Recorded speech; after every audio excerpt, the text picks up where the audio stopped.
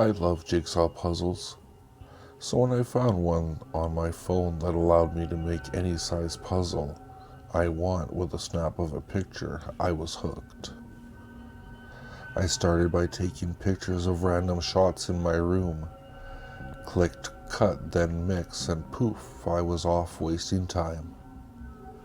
After about 30 minutes of putting my room back together, I decided to take a picture of myself to cut up and puzzle. I decided to cut the picture for the puzzle at an expert difficulty. It was pretty awesome seeing my face split into hundreds of different puzzle pieces, each one flaking off one by one like an ember to the floor of the screen. After an hour of reconstructing my face, I noticed something in the background of the puzzle that resembled an unfamiliar black leather jacket hanging at the top of my closet door. Two more pieces revealed what looked to be a medium-length auburn-colored wig, while another piece showed my eyes apparently painted on the back of eyelids.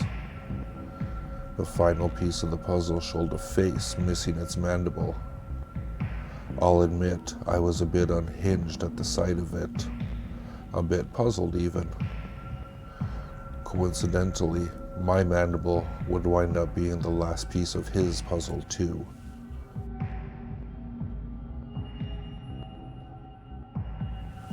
I lived on 13 acres and most of it was forest. I was 8 and hardly ever home alone, but when I was, this kind of thing would happen all the time. But only when I was alone. The doors would open while they were locked. My young dogs would run up to the door and stay about 10 feet away, barking at something I couldn't see, while I hid behind the bar clutching a knife. At the same home, my younger sister and I would play in the woods with our dogs.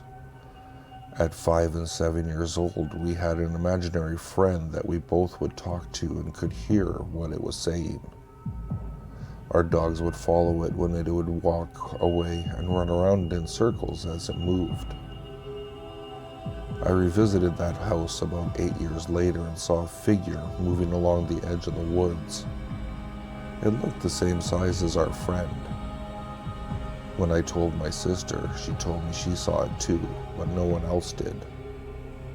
I didn't realize until I was older that there was no way we both should have been able to hear it, or that the dogs shouldn't have been able to see it.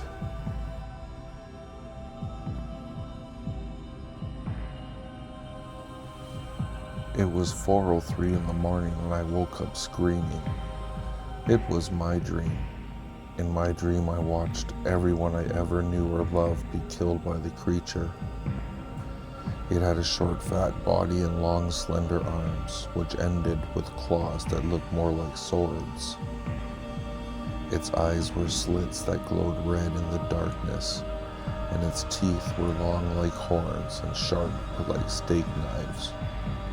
It looked at me before I killed them, and laughed each time before it ripped apart my loved ones with its sharp claws. How had it found us?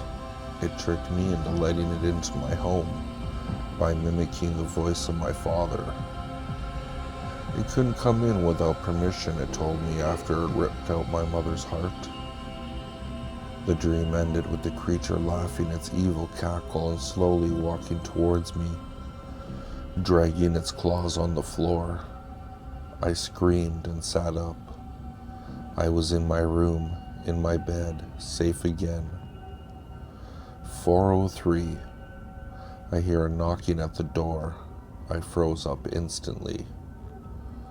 "Tommy, I heard you screaming. Are you all right?" I heard my mother say. "What a relief, Mom's here." "I'm fine, Mom. I just had a bad dream," I replied, the relief washing over me. "Okay, honey. I got you a glass of water. Do you want it?" Mom said back to me. "Sure, come in," I said. And as those words left my mouth, I remembered that it was September, and I had moved back into my college dorm 3 weeks ago.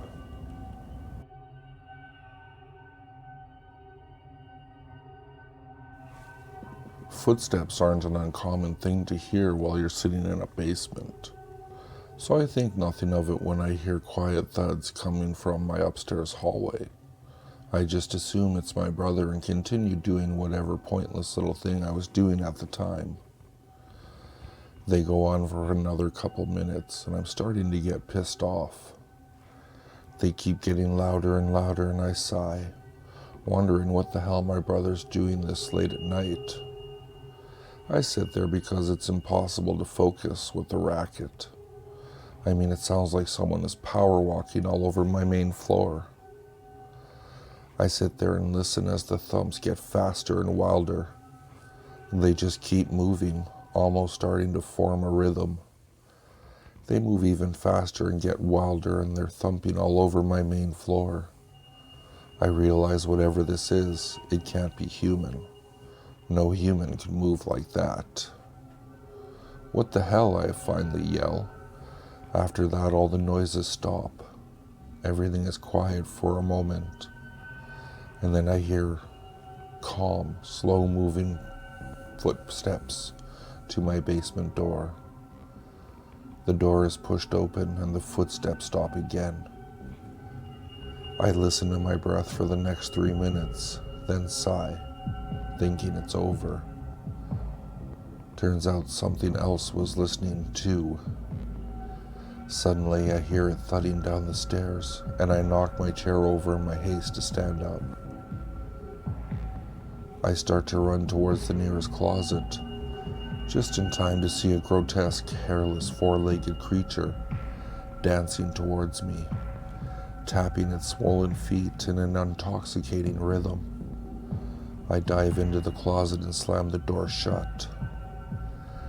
There's a half-second pause, and then I hear that same rhythm on the door. It just keeps going and going with no pauses, no rests, no relief.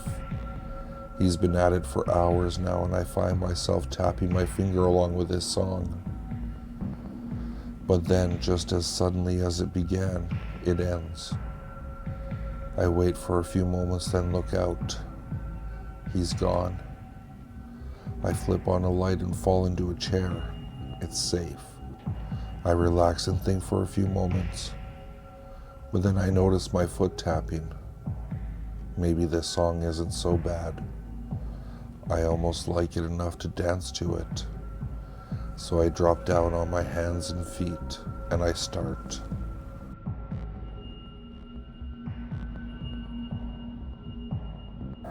If you like what you heard, please like, subscribe, and share with your friends. If you'd like to, you can follow me at Twitter.